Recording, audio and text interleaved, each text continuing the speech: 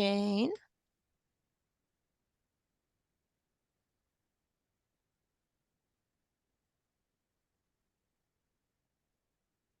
Oops, where'd Jane go? Where'd she go? I'm still muted. Sorry Oh, about that. I thought I had taken care of that. you're perfectly fine. Well, welcome aboard, everybody. And welcome to Ann Lindsay, MD, who's president of Life Plan Humboldt's board of directors. The group focused on establishing a nonprofit senior life plan community in Humboldt County. She was Humboldt County Public Health Officer from 1993 to 2011.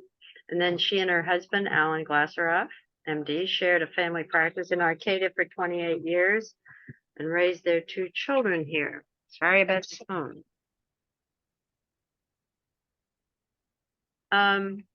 They were recruited to Stanford University in 2011 to establish a primary care clinic for Stanford employees and dependents and their families who have multiple chronic conditions. The clinic improved care, lowered costs, and achieved top rankings in patient satisfaction with adoption of a new model of team care. The lure of life in Humboldt brought them back north in 2017, for which we're very grateful. And she's working on Life Plan Humboldt, so she'll not have to leave Humboldt County again. Your turn, Ann. All right, I want to share my screen. Thank you for the introduction. Hello. All right, there we got it. Okay, one moment. Here we are.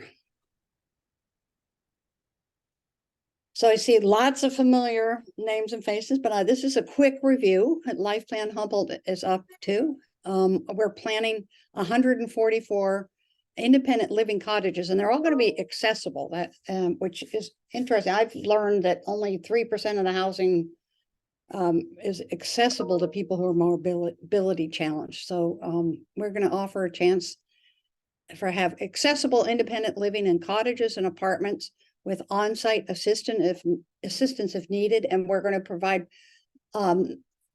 assisted living level services in people's homes. But if nighttime help is needed and a higher level of assisted living, we're going to have a 12-unit home for residents with advanced care needs, and then a 12-unit innovative memory care support unit for it's like a home-like setting. And one of the things that attracts me mostly is it's a maintenance-free lifestyle. One of the ways I got used to giving up my comfortable 3-bedroom home that I don't need anymore and moving to the Life Plan Humboldt is something goes wrong and there's a leak in the roof or the plumbing goes awry or even the toilet like backs up. I can just call maintenance at Life Plan Humboldt. There'll be dining, activities, and amenities. We're going to have affordable senior housing on the same campus, and I'll describe a little bit more about that. But it's an opportunity for you to be supported, but stay close to friends and family in beautiful Humboldt. And I know a number of people who've moved, to Medford or Santa Rosa. Actually, they used to be the closest, and now one just opened this past week in Healdsburg, which is called Enzo. But it's considerably more expensive than we plan to be. Where is it going? Next slide. There we go. So I just wanted to review a little the values of Life Plan Humboldt. The idea is to enable residents to remain independent, but enhance the quality of life and really nurture a sense of community. And we'll continue to have a series of parties for our supporters and donors. And really, we're trying to grow community and get people excited about having people close by that you don't have to get in a car to see.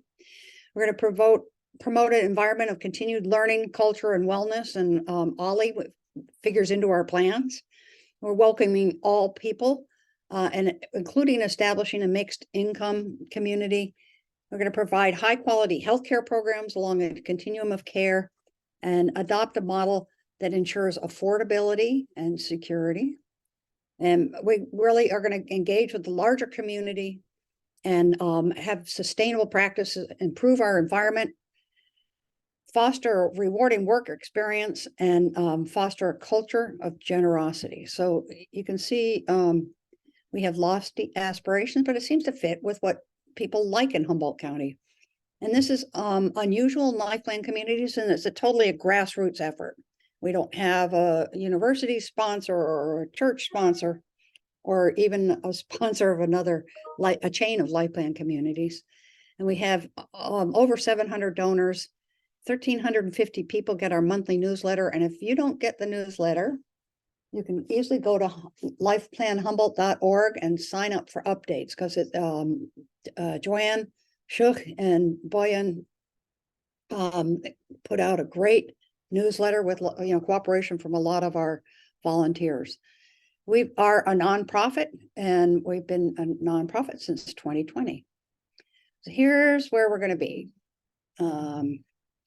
Yeah, we're close to buying property in Arcata, and we got closed out of that, and to our surprise, and but we landed in McKinleyville, which I think is actually going to be a better location, and that we have a purchase option agreement with Ann Pearson to for this 14.5 acres. It's in the yellow line. As you can see, it's right off of Central Avenue, and there's a giant, like a 45-acre property across the street that's part of the town center. And the McKinleyville Advisory Board Committee is setting up zoning plans for this large property. I can tell you right now that the western portion will probably about 15 acres will be wetland, so there'll be trails and open space there. There'll be mixed use housing, in other words, commercial spaces with apartments up above, maybe a hotel and a transit center. I mean, it's just going to be a real plus to us. And there is a Midtown bike trail. It's going to go right through our property and connect, and ultimately up to the Hammond Trail. All right. So there are lots of amenities in McKinleyville. Swimming pool, pickleball, gyms, a golf course, and that one's not quite walking distance, but Hiller Park, it has hiking and bike trails, a dog park and playing fields. There's Pilates and other kind of exercise options. There's a movie theater, live music in the park all throughout the summer. Senior center and the Pearson Park, which is on the other side of Central Avenue, is what you often don't see if you just drive through McKinleyville. Actually, a beautiful space, and with a recreation center there. There are restaurants, brew pubs, a bakery, coffee shop, farmers market, natural food store, and it's actually there's two markets. There's one is with the Church of the Abbey. It's called Goat. Oh, I can't remember the name. Anyway, there, and then there once a week there's a farmers market in the Eureka Natural Foods parking lot. There's a bookstore, pet store, office supply, dry cleaner, hairstylist, manicurist, barbers, hardware, auto supply repair, and a cannabis stores. Open Door Clinic is a couple of blocks away from our site. There are mental health therapists, podiatrists, dentists, dialysis, and you could walk to dialysis, and veterinarians. The sheriff's office is across the Central Avenue. There's a library which is connected with the Humboldt library system, so you can get any book that's in the system. Airport's not far away. There are churches and schools and daycare, banks, several banks, financial advisors, a post office, insurance agents, and realtors. So pretty much almost everything you need, except Julie Felkerson says no, there's no jazz club yet. So working on that. But what motivates a lot of us to work on this is that there really are some challenges for people and older people in rural areas, particularly if you can't drive anymore. And as a family practitioner here for 28 years, a lot of my patients grew older as I did. and number of them ended up alone. Their kids had grown up, they didn't have children, or their kids had grown up and moved away. Their partner had passed away. They couldn't drive to go visit their friends anymore, and they were, I guess they would describe them as unconnected. And it increases your risk for dementia and depression. Your nutrition might suffer due to the inability to shop or prepare for food. And it's people who eat alone don't eat as well as people who eat with friends or family. Your fall risk is heightened in homes not designed for frailty. And if you think about your home now, I mean, what it might be like if you were had to have a walker or a wheelchair to get around, it might really be a challenge. Access to medical care and preventive health services may suffer if you can't drive anymore. Home care may be hard to find, difficult to administer. I mean, it makes you an employer unless you hire an agency, and costly. It can cost, people say up to $30,000 a month for 24-hour care. And if your families often step in as caregivers, and just about the time that we need full-time care, our children are often engaged in full-time work. And if they have to leave the workforce to take care of us, which many of them do, it compromises their future retirement resources and Social Security. So there are many reasons to, a Life Plan Humboldt, a life situation will address many, if not all, of these issues. So here's Gail Popham, who's on here today. Didn't know I was going to put you as a poster child, but Life Plan Humboldt would enable independence and privacy, but also an opportunity for socialization, personal growth, community involvement, and intellectual stimulation. And you can go on our website. We have quite a few testimonials, and welcome other testimonials, just short descriptions of why you might support Life Plan Humboldt, and a photograph, but it's a good gallery there. So it's not just the residents of Life Plan Humboldt and their families who will benefit. We're going to have 40 to 60 jobs, and really significantly that we're going to open up local housing stock. And I hear from people at the university or the hospitals that they try to recruit people to work, and so they've lost really good candidates because they couldn't find a good place to stay. Or certainly if they want to buy a house, it can be challenging. We are going to focus on sustainability and green design and construction techniques. We actually even have a request for proposal out to help us design for renewable energy and possibly even a microgrid, which would generate solar power on the site with rooftop solar, and then have battery storage. And so if the power goes out in the community, we could be independent for a period of time, which I think is really important for us to consider, and really helpful for the climate and the world as a whole, is to keep us low on the energy usage. We are being there. We'll support lots of businesses and local organizations, both by our volunteer work, but also our spending power. And we think that certainly will reduce stress in people with older parents and help them stay on their jobs. We've accomplished a lot so far. We have done an ALTA survey. Let's see, get out of here. I went into the chat. I shouldn't have done that. How do I go back? There we go. With topo maps, a plant and a tree survey, cultural and archaeological survey is underway. We're working on assuring the title and easements, civil engineering. We've hired a great civil engineer, and plans are underway. We have a local construction expediter contracted. we have a design in progress for a welcome center, which will be right next to our property, which actually is right next to Timber Ridge. Where are we doing that again? That we have developing terms and a prospectus for short-term loans, because I'll get into how we're going to fundraise this in a minute. And we've been doing outreach. We have a really good outreach team.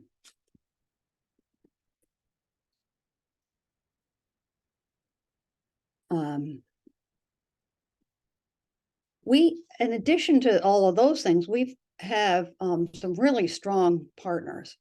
One is we've been working with Greenbrier since 2020, actually, and Greenbrier is a national company. It's based out of Dallas, and they are a developer of a community developer of Life Plan Humboldt type organizations, and they're going to guide our financial plans and licensing.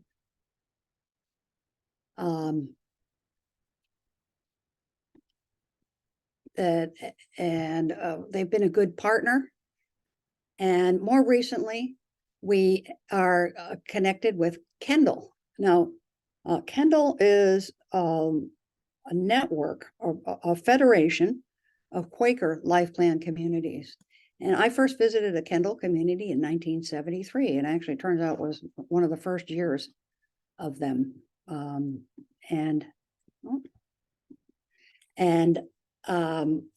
It enchanted me. I wanted to move in right away. And it looked like a college campus, and there was a string quartet playing and a poetry reading happening, and it just looked like a fun way to be a senior. And eventually, after talking with them over a couple of years, they decided that our organization's grassroots effort here was so impressive, and the opportunity here in Humboldt was so strong that they decided to join with us.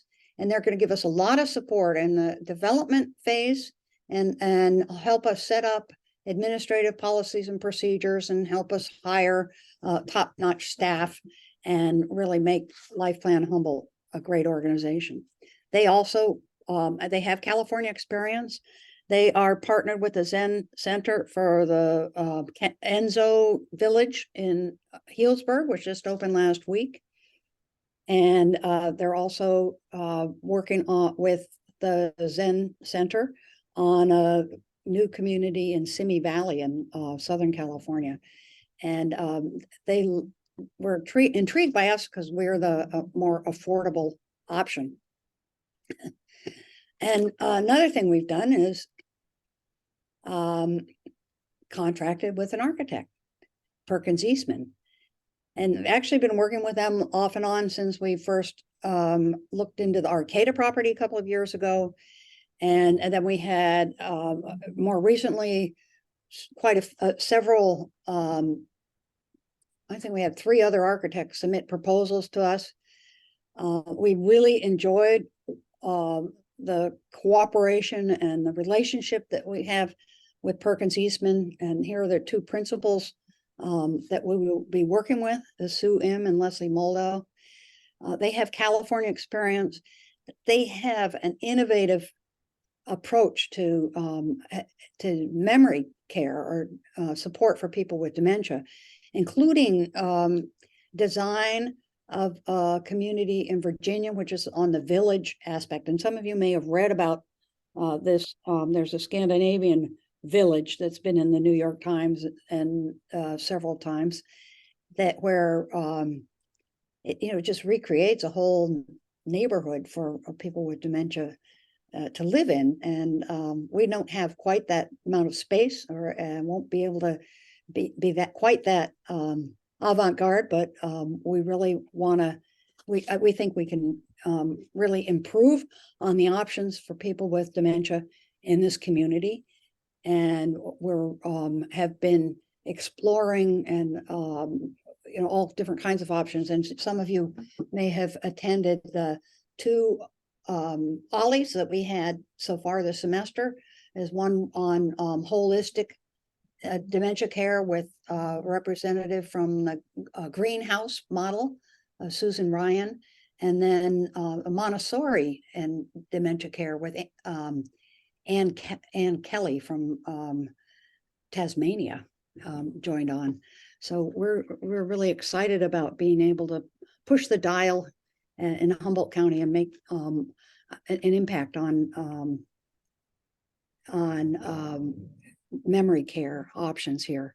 And one thing about Perkins Eastman, they're very strong on involving the local community in design. They I'm having trouble seeing because I have somehow have the chat looking up and I don't know how to get rid of it. Anyway, I'll try to keep going.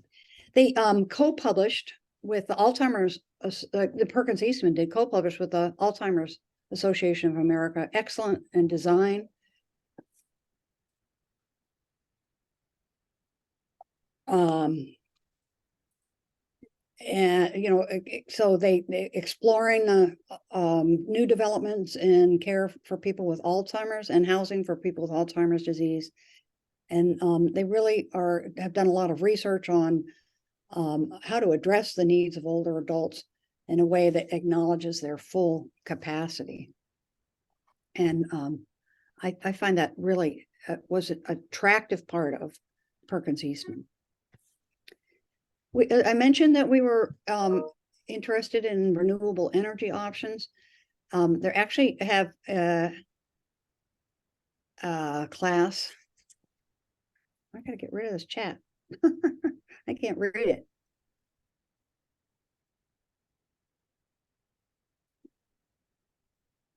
Here we go. Okay.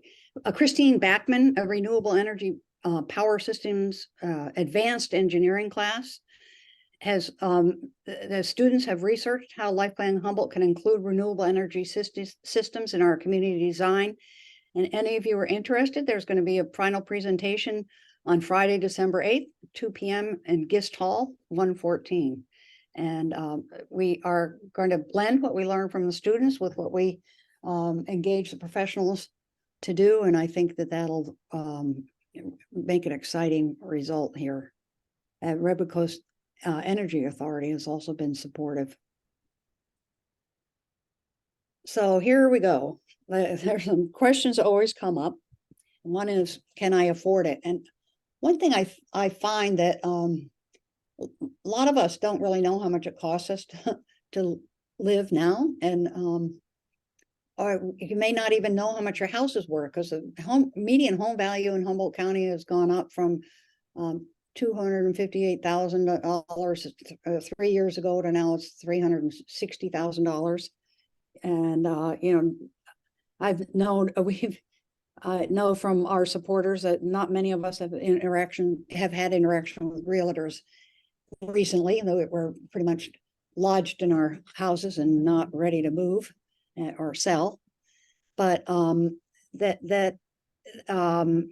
find that there are many costs to being a homeowner that you will not have anymore, and that is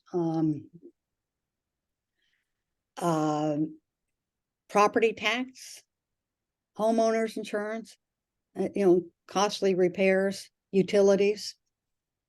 But one of the things that entry fees and monthly payments are based on the size of the residence and any additional services you might require.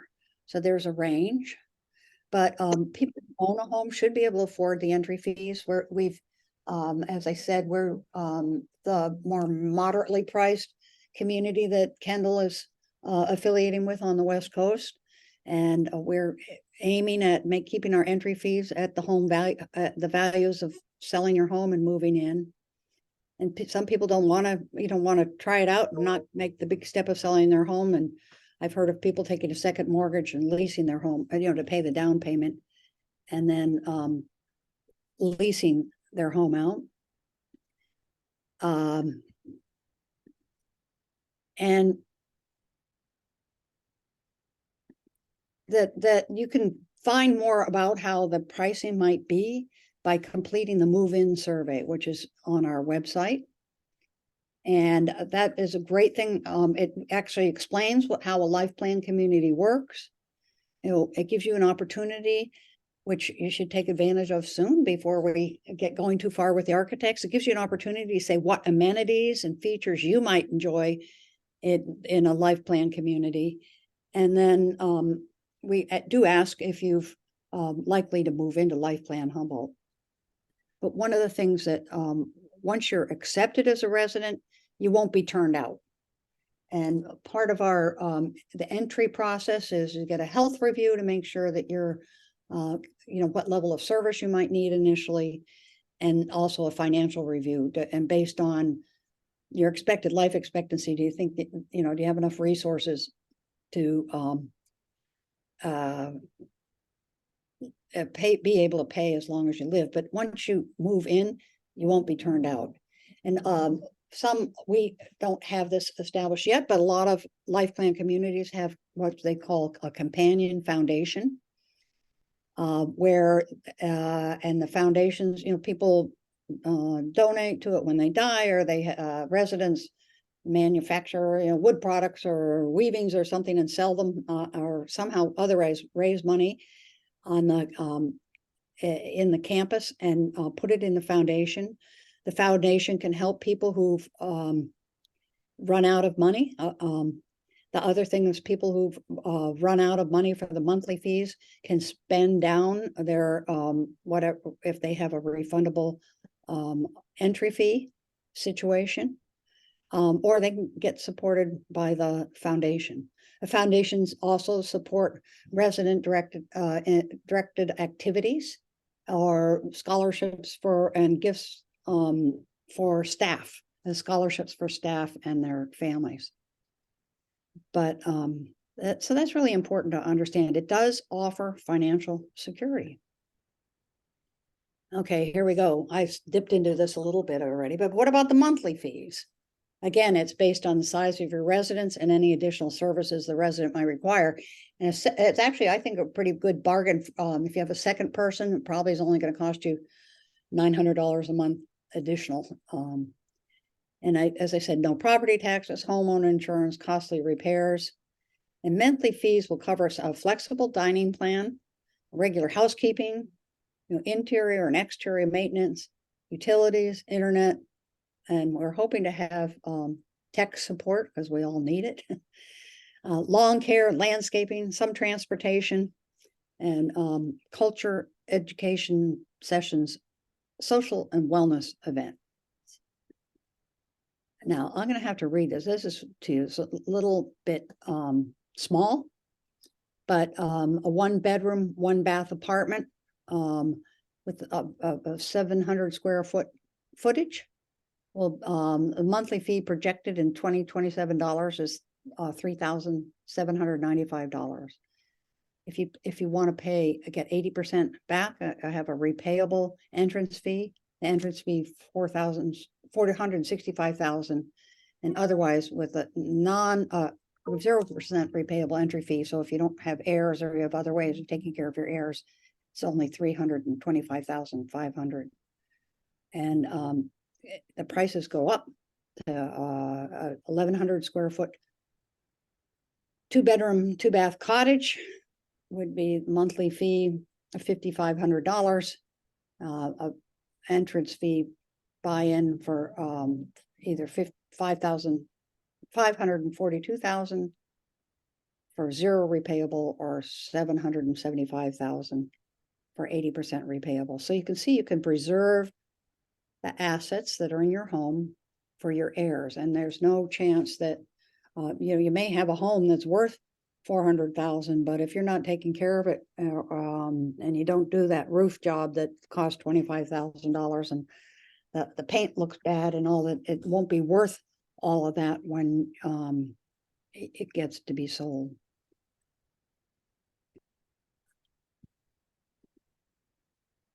Okay, so why would you want to sell your beautiful home and place you've lived for many years and move to Life Plan Humboldt? And it really is a chance to live in a vibrant community where your contribution is valued and your wellness is attended to. And I think this is one thing by attending the parties that periodic parties that we have can give you a sense of what it'd be like to, who might be your neighbors. And, I remember Patty Berg really early on, she's one of our board members. She said, I want to be able to sit on my porch with a glass of wine and have people drop in and say hi. And you can't just do that in our homes these days. It leaves the hassles of home ownership behind. And as I said, my mantra is just call maintenance. You avoid social isolation, even if you can't drive. You'll either have people right close to you or some transportation provided to go to cultural events and shopping and things like that. And you can get additional care if needed without stressing your family and friends. And I already went in depth about preserving assets for your heirs.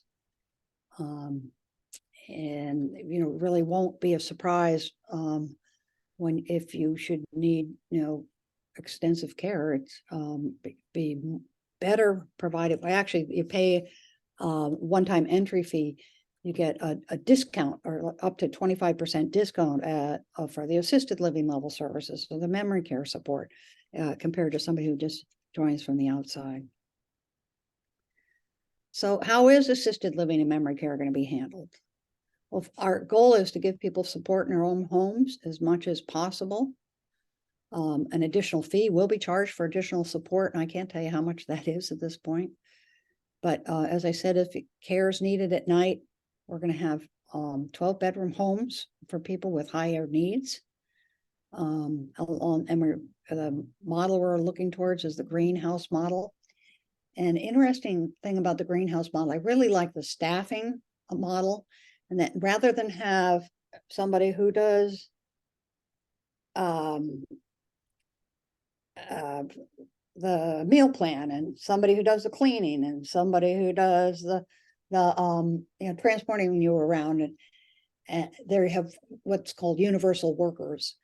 And so they do all of that. So for you people living in a greenhouse situation, there are fewer people that you need to learn. You can call on whatever staff is there for whatever you need.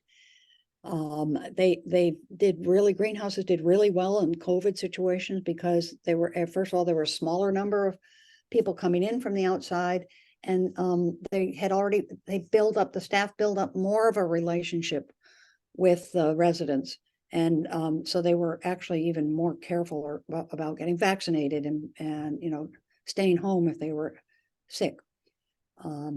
That also, and from a resident's point of view, if you have dementia, it's far easier for you to learn how to get along with 3 people than 6 or 8. Every resident will have a private room and a bathroom, and then there'll be open space design with plenty of light and common living room and dining room and kitchen. That generally people are allowed to participate in the running of the household to the extent that's possible, and that is assisting with the kitchen or with the laundry or whatever needs to be done. And access to the outdoors is important. All right, so when are we going to do this? We the course of timeline is fluid. You don't know what's going to monkey wrenches are going to get thrown into the mix, but we're planning early 2024, and that's just around the corner, to start a future residents list. And we're going to ask people to give $1,000, which is fully refundable, but in a sense, that's going to function as a waiting list. It's also really important for us in terms of getting funding and loans and for the whole pre-construction and the construction, to show that we have a lot of support. So we hope to have like 2 or 3 times many people in the future residents list as might eventually move in. We are going to get our architectural plans together in the next year. We're hoping to have even a plot plan, a very rough plan, just to make sure that all those buildings I told you about will fit on the property. We hope to have that done by the end of this year. We're going to start pre-selling units with a 10% deposit late in 2024, and people who are on the future residents list will have the first option to for a pre-sold unit. We have to pre-sell 70% of the units, in other words, 105 units, in order to be eligible for the bond financing, which will the big loan that's going to pay for our construction. And it also is, we have to have, in order to get our final licensing from the Department of Social Services as a RCFE, residential care for the elderly, we will have to pre-sell 70% of the units. So, and we're hoping to move in late in 2027. So that's exciting.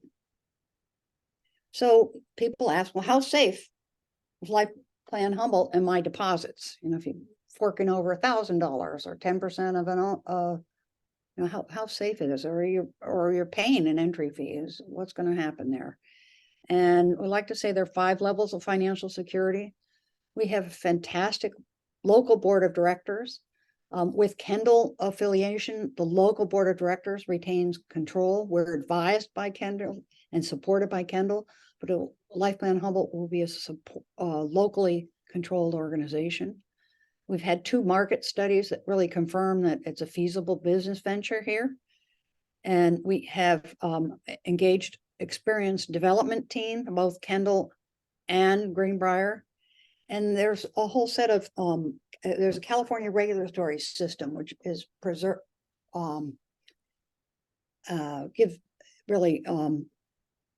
supports the residents in this, make sure that we can't accept deposits until we're licensed. In order to be licensed, we have to show that we have a viable financial plan and that we're responsible.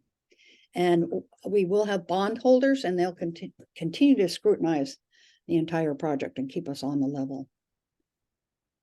What about pets? Everybody wants to know. We love our dogs. And actually, that's one of the things we ask in the move-in survey that you can find on the website. You know, what is important for you to have pets? And we find that most people want to have an opportunity to have pets. But pets will be allowed with fair rules for everyone. I love, 4 or 5 of our board members went to visit Rose Villa in Portland and Willamette View in Portland. And we really love the pet policy they had at Rose Villa. First of all, they had an interview of pets before they moved in. And then if a pet was, you know, a dog attacked other dogs or just was obnoxious in other ways, they gave a warning and required a dog training session. And then actually, ultimately, they had a policy where they could ask the owner to have the dog leave if they really disrupted the community. And I think that's something that a resident, we want to empower residents as much as possible in the running of this Life Plan Humboldt. And I think that the residents can really be the arbitrators of the pet policy. And I think it's important to have a non-pet area for people with allergies.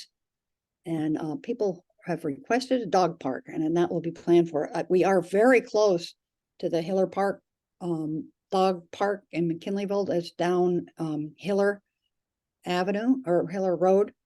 And there are several miles of trails where dogs are allowed off leash, but there will be something closer to Life Plan Humboldt as well. Biggie, and I wish I had 100% answer to this, is what about access to medical care? That's on a lot of our minds as we get older here. We are planning a video conferencing facility.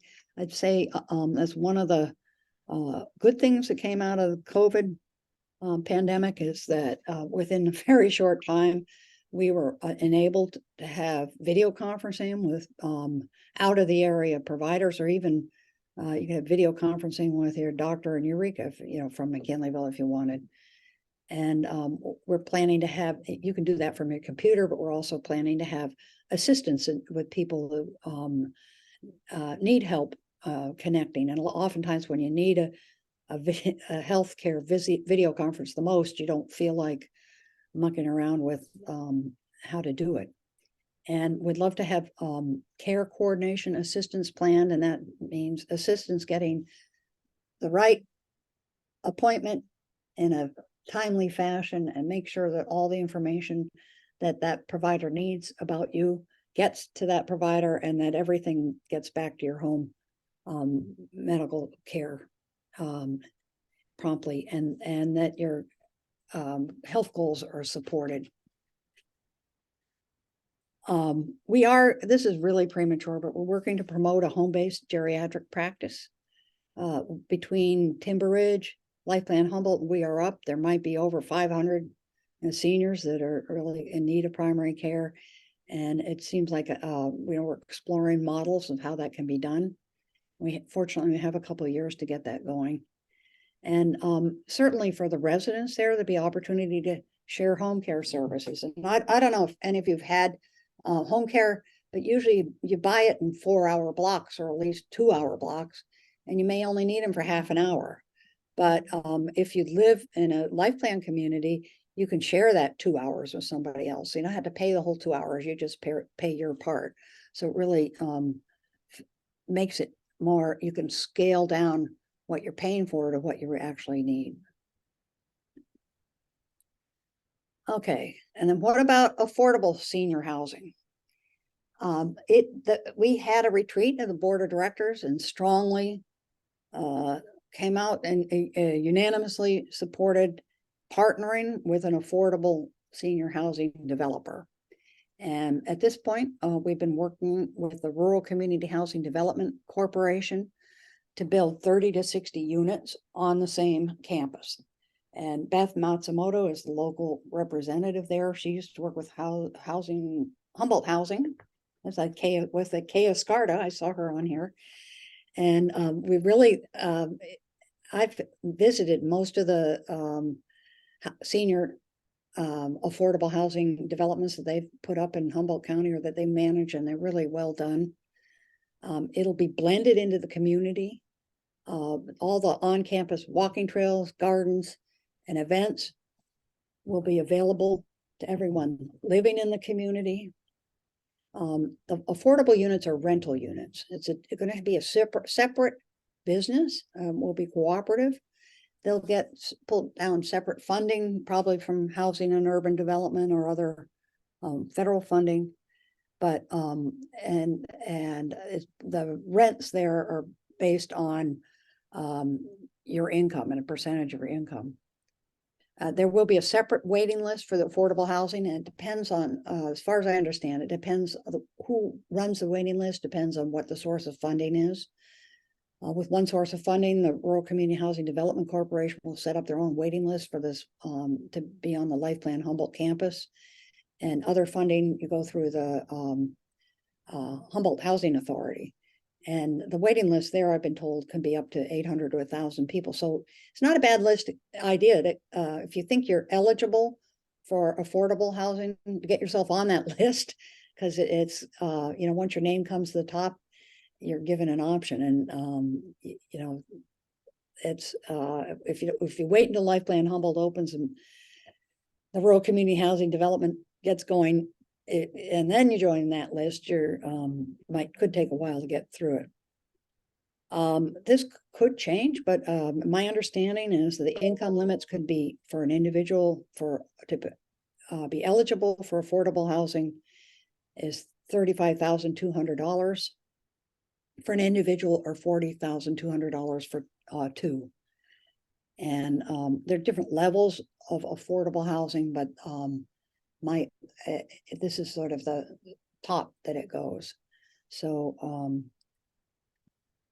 that's what I know about affordable housing. That we are actually looking to share the same architect. We want things to be visually connected as well as programmatically connected. We have talked to did extensive interviews with a number of local seniors who might qualify for affordable housing, and they included a nurse and an actor, an artist, and somebody else who was a researcher at the university who kept getting hired as extra help and never really got into the benefit retirement plan.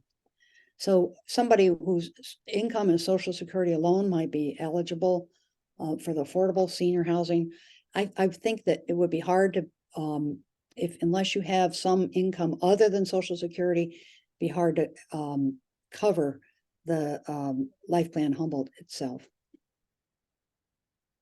So how do you sign up? Now they're all convinced. So as I said, we're going to have the future resident list early this winter. Members of the future resident list will be the first to see the final design of homes. Actually, we'll have the opportunity to get discounts on entry fee and needed and higher level care. And then, as I said, there will be a pre-sale deposit, 10% of entry fees late 2024 that are refundable. Both of these are refundable, and they'll be held in escrow accounts. We won't be spending your $1,000 or your pre-sale deposit on building the community, which it sets aside.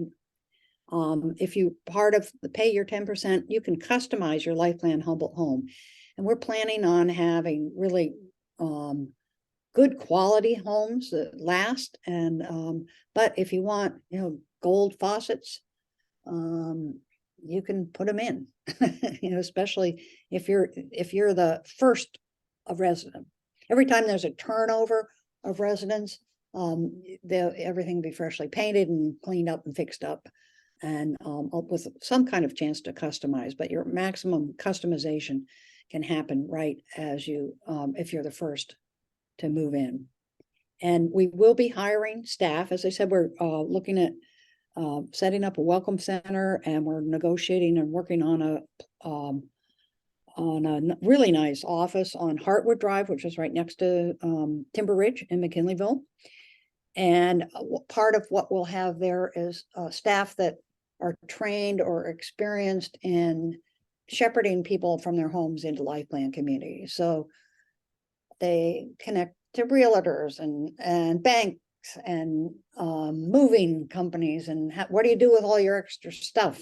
And a couple of our supporters have suggested we could have, once we have an office, we could have a monthly yard sale of people, the stuff that people downsize, which I think is a cute idea. Because we all have to shrink. And anyway, that you'll get some help on doing that. So the staff are really available to help you decide. And another interesting thing I learned from Enzo, that Susan O'Connell, who was sort of the life force and been working on getting the Enzo community in Healdsburg going for at least 10 years, maybe 12 years, was the first resident to move in. And she moved in last week. But they have 220 residents, and not everybody can move in all at once, because there's there's not room for all the moving trucks, and the elevators will be full and all. So it's actually phased in move in from now till Valentine's Day, which is kind of interesting. So we'll probably do that. One of the questions I love is, okay, what happens if too many people sign up? And, from our perspective as developers, that would be great. But I can understand how people who were interested in Life Plan Humboldt would have a concern about that. And all I can say is that there's an anecdote from Enzo, which is broke records and having, selling their 10% deposit, 70% the people, just within an incredibly short time. And as I said, they're opened up, and they had sold all but 2 of the units. And then when it came time to move in, a few people haven't actually moved in. So that even now, there are units open there. So I think that that won't be an issue of not available if you really want it. But and if really that many people, we'll just have to expand. So how does an independent nonprofit plan to pull this off? It's been hours and hours and hours of volunteer time so far. We're going to need, Greenbrier tells us we need $6.5 million pre-financing. In other words, before we get our big construction bonds. We've raised over 2.6 million so far. And that includes, thanks to Jim Wood, our assembly member, a $1.3 million state budget allocation. which is really catapulted us up into closer to what we need. We're looking to raise an additional $4 million by donation and pledges, grants, and short-term loans. And I want to put a plug in for pledges because I think that most of us have some amount in our budgets every month that if we didn't have it, wouldn't really hurt us. You know, it might be $20 or higher than that. But if you make a 3-year pledge, that helps, that mounts up for Life Plan Humboldt. You know, we can count it on it, rely on it as future income. And it really is something that's sort of more painless way to donate. A lot of you might have retirement accounts, and you can make your minimum required distribution.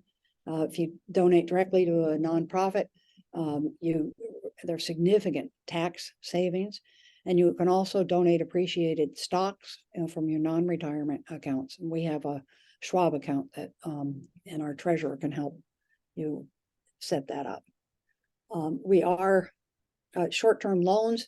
We're going to start soliciting loans from individuals early next year or in the 2024, and they pay up to 10% interest.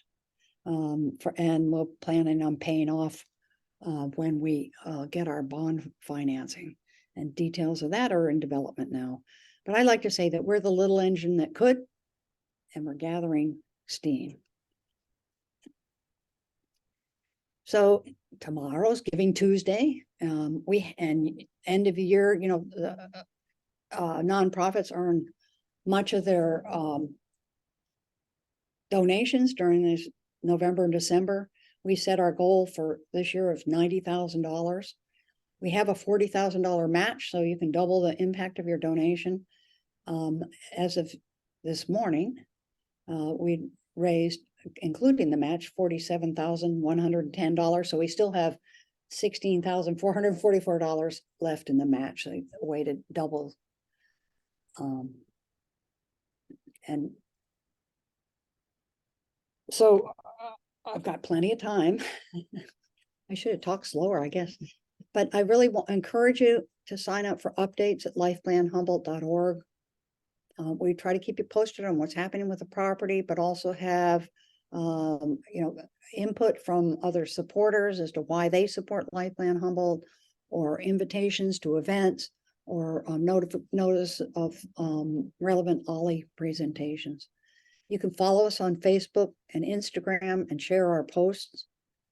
And how many times have I said complete the move-in survey? That really helps us know what people want. It also helps us identify who are the people who are really interested in moving in the next 3 to 5 years, and that'll help keep our marketing expenses down. You can volunteer, and we have right now a volunteer training program that's every other month.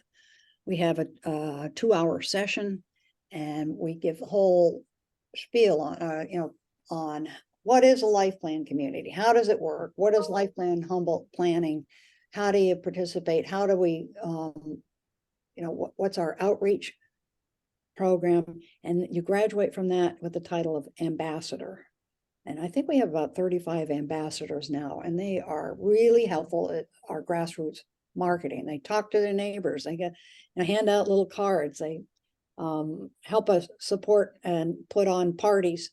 We do tabling at events, and sometimes at the North Coast Co-op and at the North Country Fair.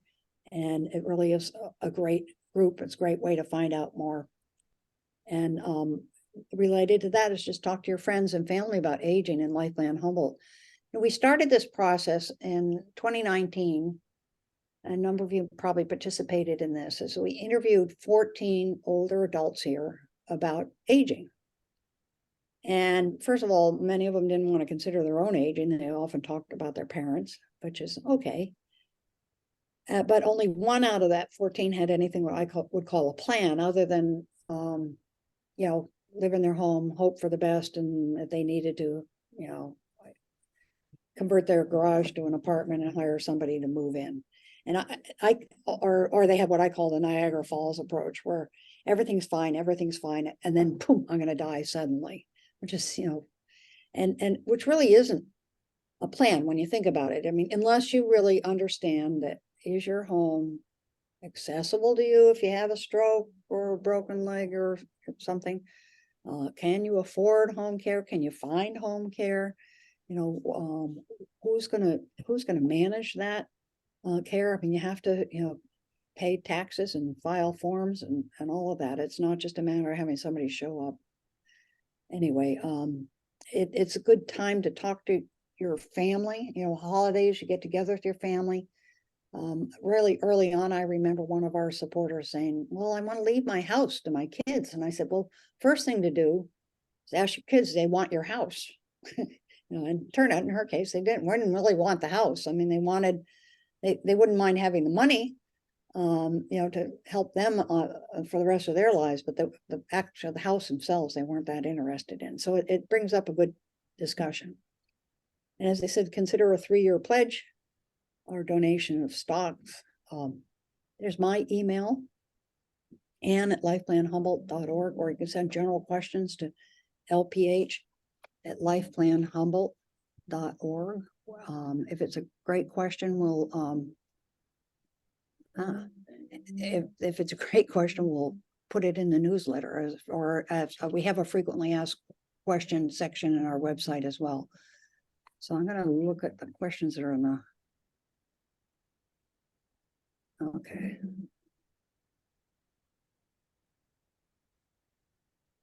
All right. I imagine there might be some young doctors or nurse practitioners and physicians who would love to kind of be able to open a new practice right here. Who could scout out and recruit such folks? Well, that would be very helpful. I think what we're focusing on first is designing the model. And then we'll see about, that if you build it, they will come. I mean, we'll design the model first and then see if we can plug it into an existing clinic, or, if there's something that somebody would be interested, a nurse practitioner or a physician would like to do it. The other option actually is we do have a resident training program here. We could support a resident who's interested in caring for older people to get more geriatric training and help figure out a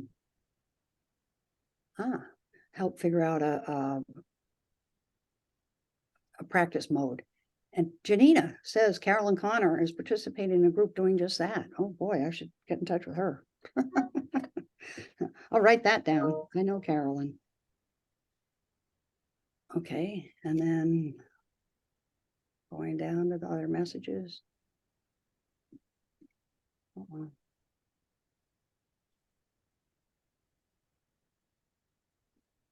having trouble dragging it down. The whole thing moves. Here we go. How many have completed the move-in survey? Let me see. 739 have, but we had changed it sort of midway through. So the new survey, almost about 475 have completed it, and 331 people said they were interested. 331 people said they were interested in moving in recently. Okay, when did you start accepting applications? Is through your website. The applications, we will notify people. First, we'll notify our volunteers and donors, and then we'll notify people through our newsletter. And the application process will probably go through our website. We're going to be working with Kendall on the application process. They've been very helpful about that. So that Jane is our plan for that. And Victoria likes our pet idea. Mm-hmm. And I offered some concepts before we actually opened the talk. Yeah, don't people can raise their hand or ask more questions. Oh, there's one more in the chat. What kind of parking will be available? Oh, that's a good question. I'd like to know, actually, one good question. And once we have the architects here, we're gonna have a design charrette. I'm really interested in how many, I have a garage, but I've never parked my car in it. I put junk in it. And so one of the things we talked about is if we have a duplex cottages or a triplex, the space between the cottages can be storage space. Now, I don't know whether you'd need to park your car in a garage, but that's something we need to hear from people about. How generally the ratio is you have one parking spot per person. So probably I don't know if it's per person or per unit. And there's a lot of pressure to reduce the parking needs. One of the cool ideas that's been suggested is, for our microgrid, is one of the things we can have is zip cars. And zip cars are cars that you can sign up and use for a number of hours or a couple of days. And if they were electric cars, they could be the battery backup for our solar. So that there's other ways to reduce parking needs. There are going to be transportation available, and seems likely that we'll have some golf cart type things available because there's a lot. I mean, my father-in-law lived in Timber Ridge, which is right next door, and he had a golf cart, and he really got around in McKinleyville, without getting into a car. And so anyway, it was all kinds of transportation options. That one of the things that Sandra Little suggested is a covered parking would be good in this weather. Actually, one of the ways which we might need ceiling space for our solar units, and it could be your covered parking could be covered by a solar panel. So good suggestion, really good suggestion. We thought about that. And Michael Goldstein loves the idea of Kendall and Greenbrier and Life Plan Humboldt cooperating together. Sometimes a non-local specialist is needed to be seen. Any planning for this? Yes, I think that that's a really good question and really good comment. And that's what video conferencing is good for. I mean, right now, often, I've known a number of people who have specialists in Reading or UCSF or Stanford, and they have video visits. And for certain things, you need to go there. But certainly for a lot of times for follow-up, my husband had cervical spine surgery, and all his post-operative visits have been by video conferencing. And so that's what we mean by telemedicine or video conferencing. And we want to have a dedicated space for that so that you don't have to, if you're not comfortable with the technology, you can get assistance with that. So that's really, I think, one of the easier things to set up is the connecting to out of area specialists. And there are, we have experience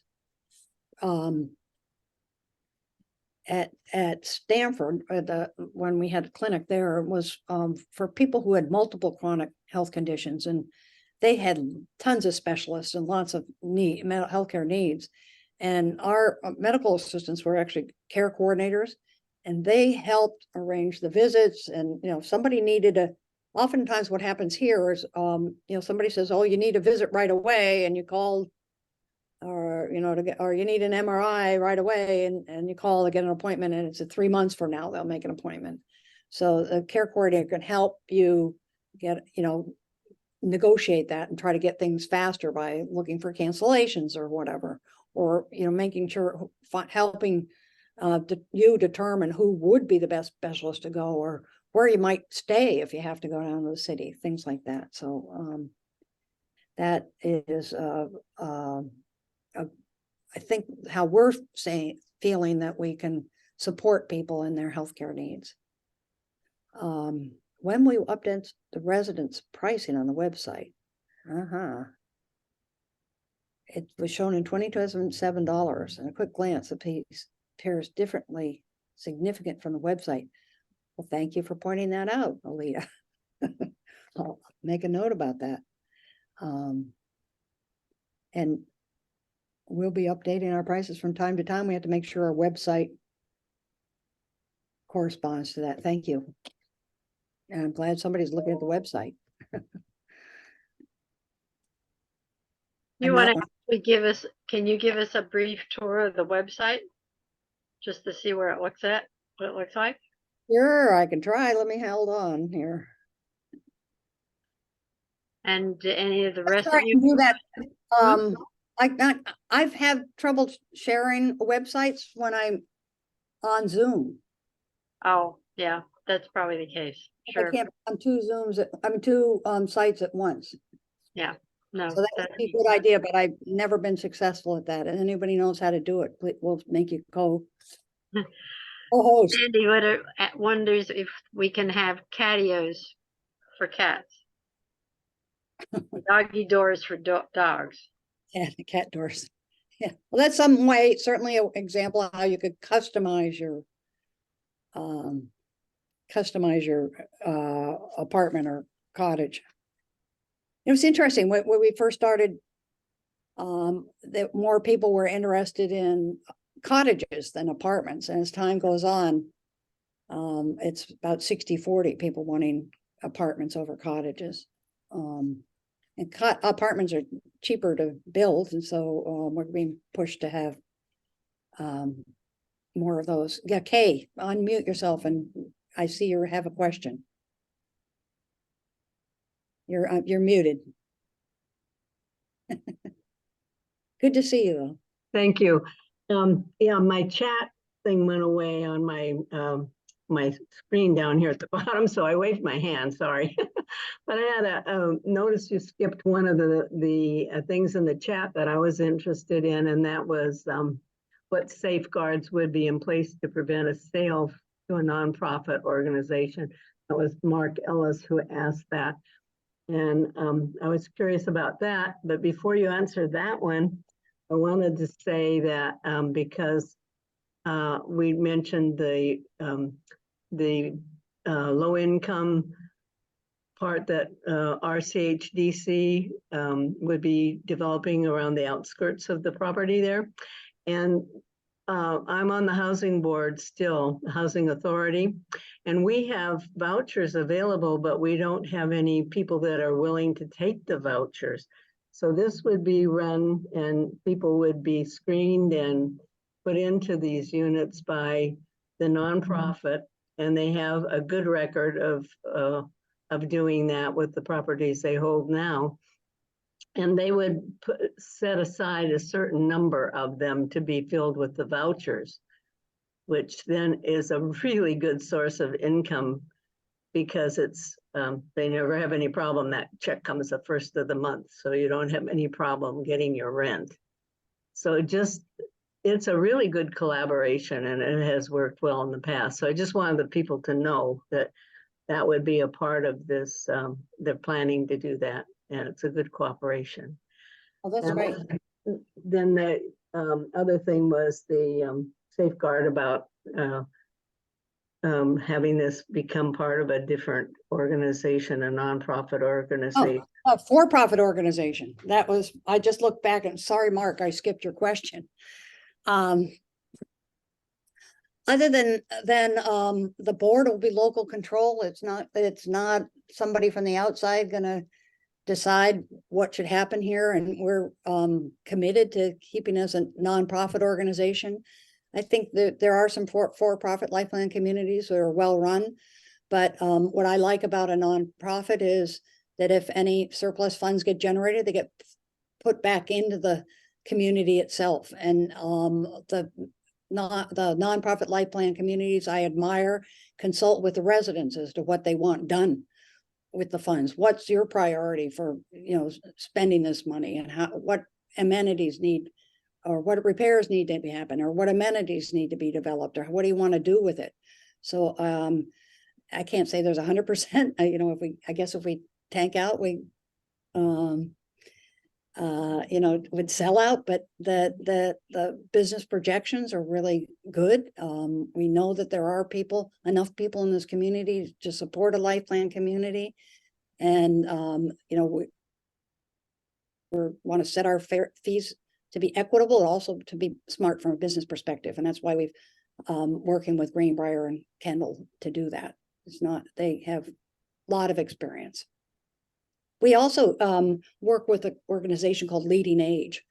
There's a Leading Age California, and then there's a national Leading Age. And Mark Chatton, Pat Gertzig, and myself, and I went to the Leading Age conference in October in Chicago, and there were 7,000 people there from life plan, nonprofit life plan communities. And it's a really, really good way to get ideas. And, and I see Michael, you went to one of them. You went to California one time, Michael Goldstein. And anyway, I went to the video one in the Video one, early yeah. pandemic.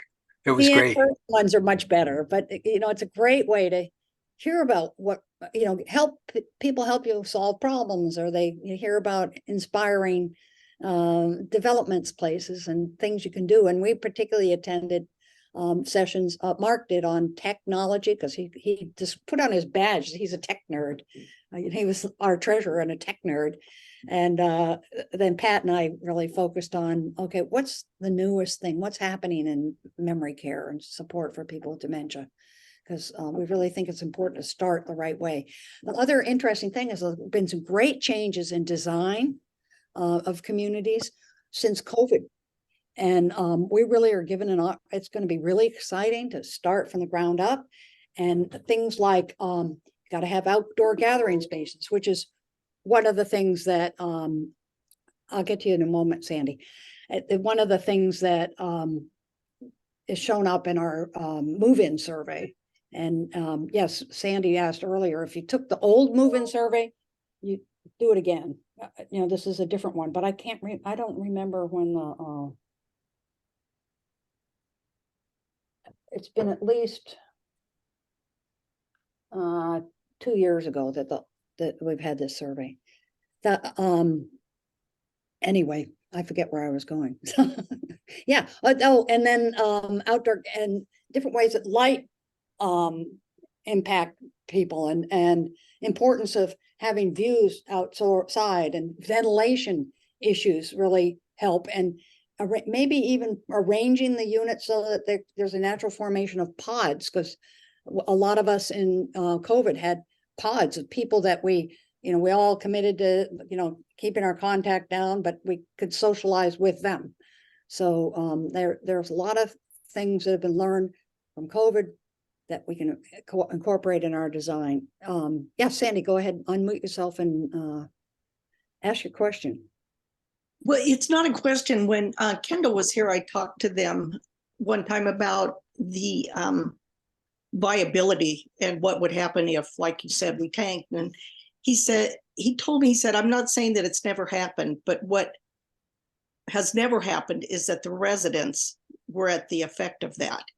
And he said there's going to be so many, as you went over earlier, the safeguards for being financially viable. So it put my mind at ease, because the ones, the life plans that I've been looking at kind of have a mothership, and thus there's little local control. But I felt a lot better after finding out that there's so many safeguards for the financial viability. Well, good.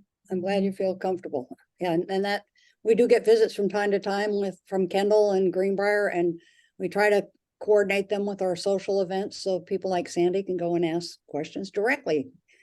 And they are part of, I feel one of the things we learned at Leading Age is that the people we're working with at Greenbrier are very conservative financially. I mean, they may be, I don't think they're politically, they're in the blue part of Texas, but they are very conservative financially. And they say, well, if Greenbrier thinks you can do it, you can do it.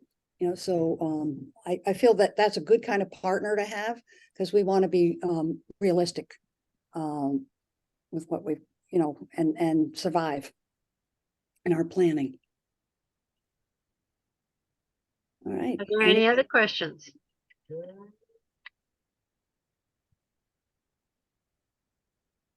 If not, I want to thank Ann Lindsay and all the volunteers that have helped and contributed. And I think it's a marvelous effort you're putting together. And I am very interested in seeing it happen.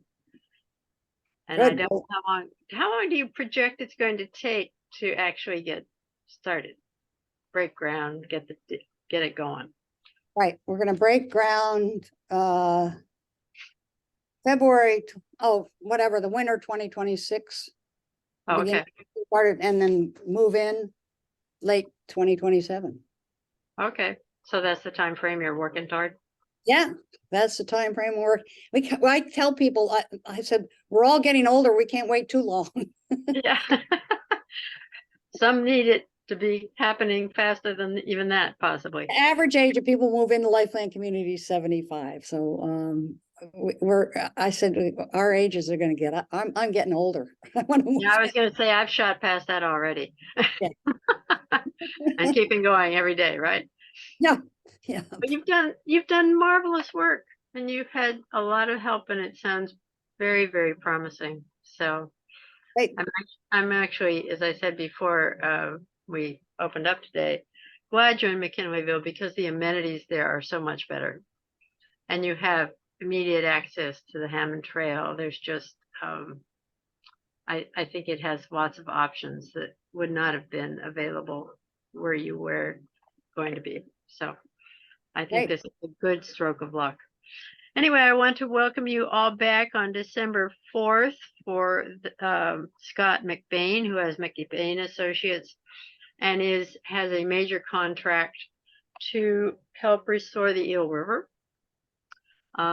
He said this is probably a lifelong endeavor. And it's on the challenges and successes of conducting aquatic restoration activities, but his focus has been on the rivers. So you'll get an overview of the challenges of doing large-scale river and wetland restoration projects that result in meaningful improvements in target species populations, habitat function, and ecological processes. He'll discuss challenges and successes based on experience with several large-scale restoration programs, such as on the Platte River, the Trinity River, the San Joaquin River, etc. He has a staff of over 20, between 20 and 30. And he's a Humboldt graduate, and when he couldn't, find work elsewhere that he wanted, and he wanted to stay here, he built his own company, and he's right here in Arcata. He did a prior discussion with us, and I'm sure you'll find it very, very interesting. So we want to welcome you back. Thank you very much, all of you. I hope you had a great Thanksgiving. And we have a lot to give thanks for, including Ann's work and those of all the people engaged in that. So may you have a wonderful rest of your sunny day. While it's nice and warm, better get out there before it's 4 o'clock when it starts getting really chilly again. Hey, bye-bye. Bye-bye. Thanks, Ann.